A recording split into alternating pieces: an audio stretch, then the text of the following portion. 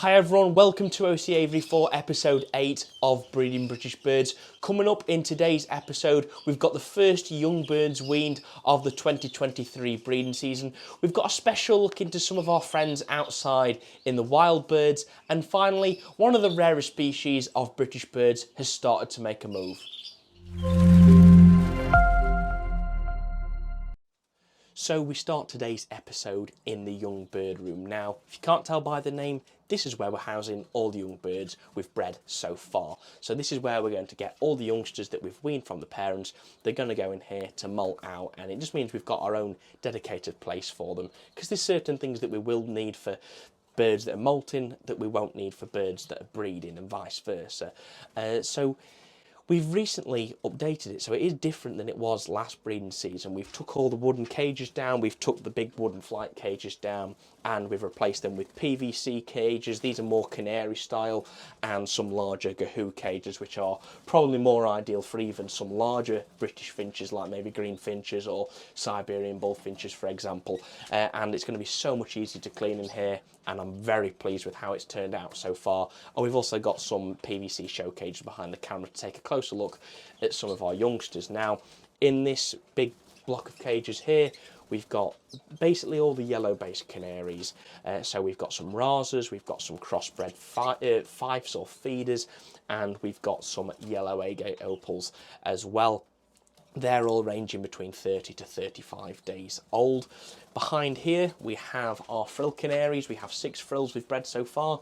We've got 3 clears, we've got 2 ticked whites, and we've got a clear cinnamon hen as well. And you might notice the greenfinch in the back as well that was reared with the frills. That's why that bird is in here with those guys, because I wanted to make sure it's comfortable when we've actually weaned them off.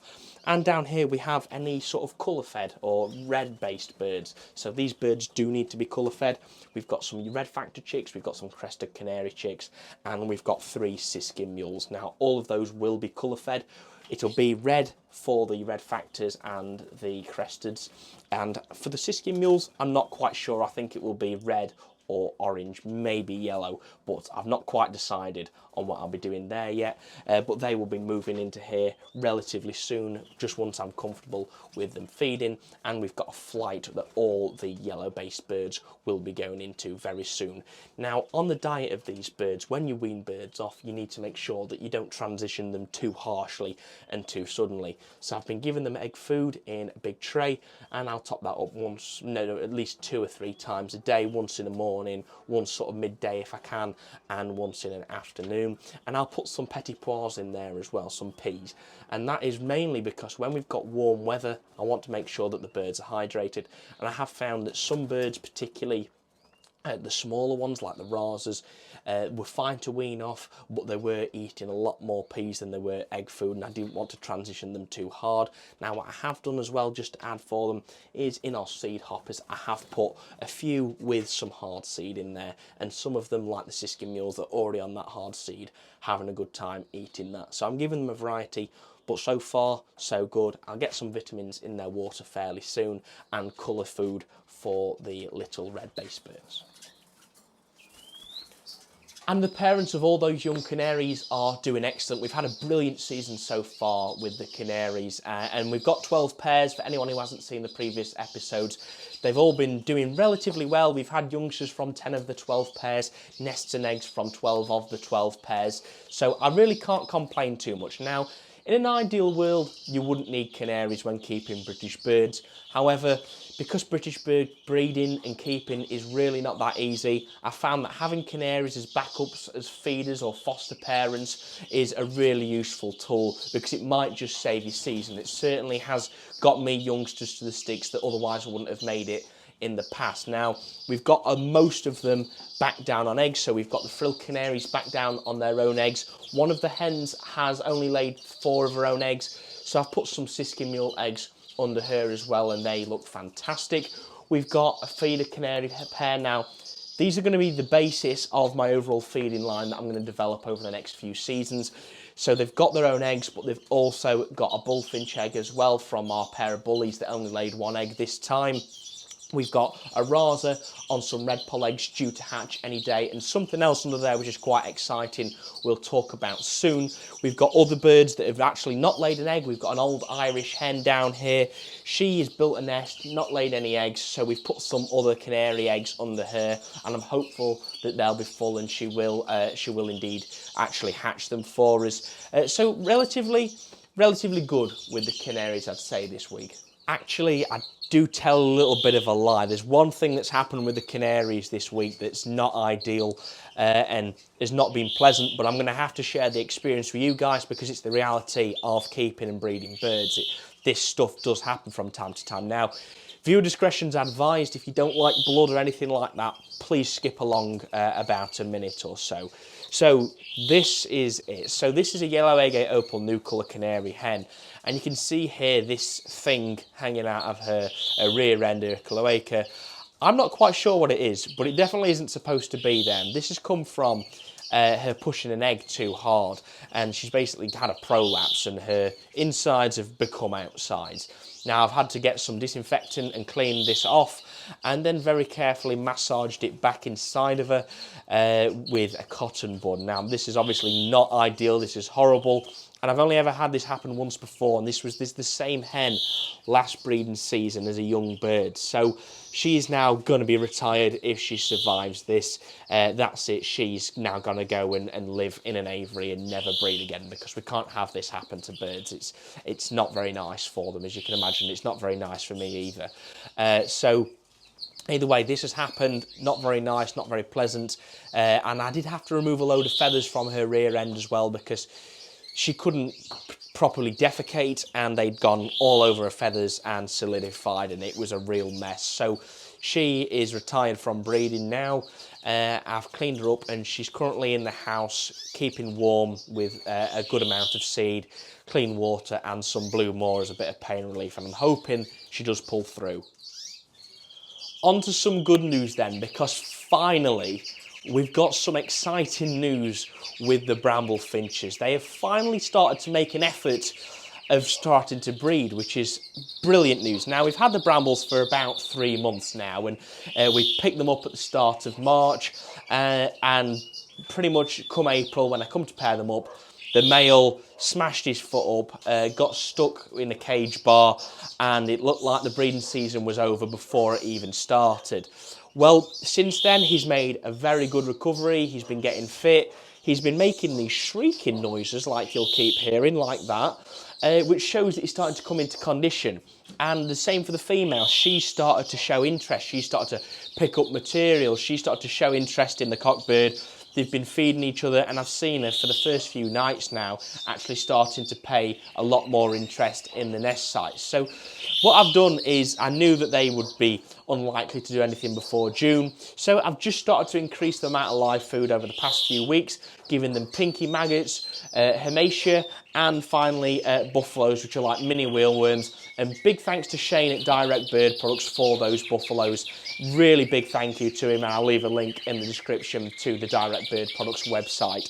And what's coincided with them going into actually more of a breeding mode and showing interest now is that the beaks have darkened, and that's something I didn't know about bramble finches. I knew that the male's head will darken and the feathers will go black, but I didn't realise the beaks will go almost black as well. So they're like a dark blue blacky colour, and that's really just happened over the past week and a half.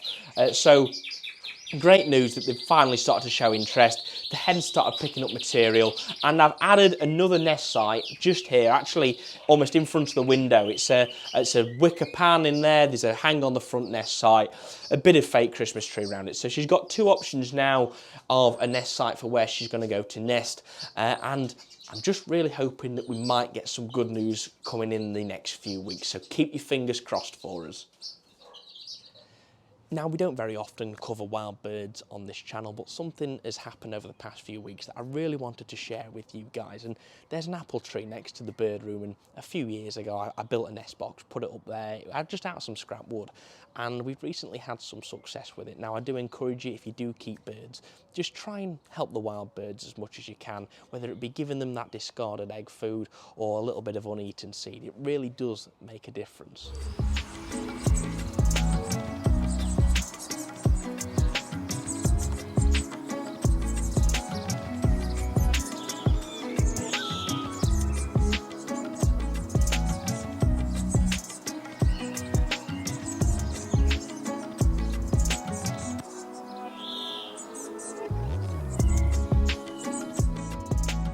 quite a good week with the red poles so far. So the chicks in the far corner, we had 3 chicks, they've jumped the nest. Now, bit of sad news with them is that one of the chicks, I think it was the oldest one, I ended up finding dead on the bottom of the floor, which was quite unusual. The red poles are generally really good parents and feed all their chicks. I can only imagine that that chick wasn't fed, perhaps was flying around and not with its siblings, so the parents weren't bothering to feed it. But the other 2 chicks I've started to see picking up peas now, picking up mealworms, and to say they're only, I don't know, maybe not even 20 days old yet. So it's great news so far, and I'm pleased that they're doing as well as they are doing, the 2 chicks that are left.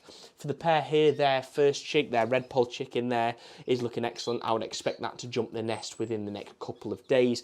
And the siskin mule there rearing is not far off either. It's a lovely little cinnamon bird. So really good news so far with the young red poles. And for the rest of the pairs, actually, we've got fairly good news on all of them.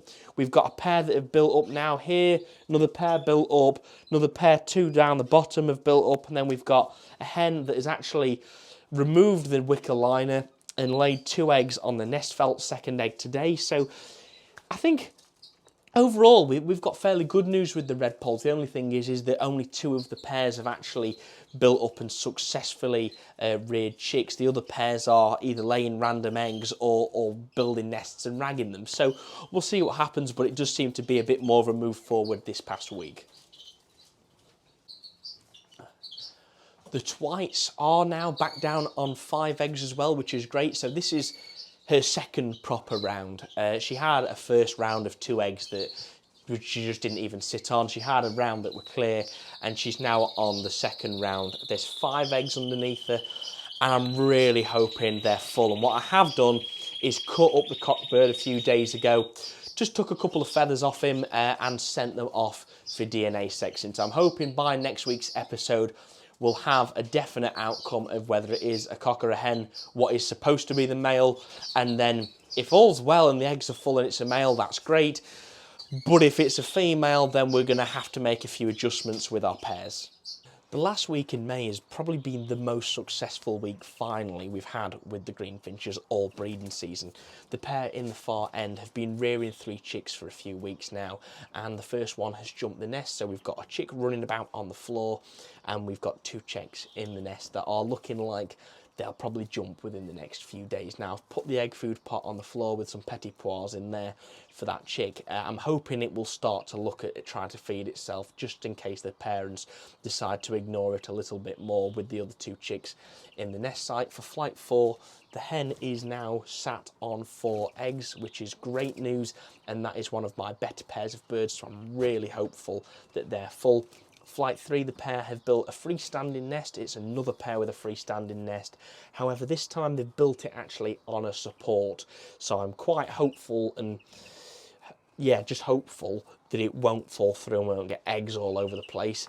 Flight 2, the pair have built up and they're sat on a few eggs at the back. And those few eggs, I think there's 3, are all full. So really good news from all the greenies in the flights. And for the pairs in the bird room, we've got a pair in the aluminium flight cages. They're sat on 4 or 5 eggs, which are due over the weekend. So hopefully everything goes with those and we'll have some young greenies fairly soon with them. And the pair in the cages have laid 4 eggs and they've been sat a few days. So really good news from all 6 pairs of the greenies. We've weaned one of the chicks off that's in the young bird room, and we've got another chick that's just jumped the nest that has been reared by canaries. So fantastic with the greenies. So that's it from me, guys, for this week. So thank you ever so much for watching. If you've enjoyed today's video, please make sure to subscribe down below so you don't miss any more future content. If you have enjoyed it as well, do smash a like on it and make sure to follow us on Instagram and Facebook for daily updates and behind the scenes footage of all the birds. Now, thank you very much for watching, and I'll see you in the next one. Take care.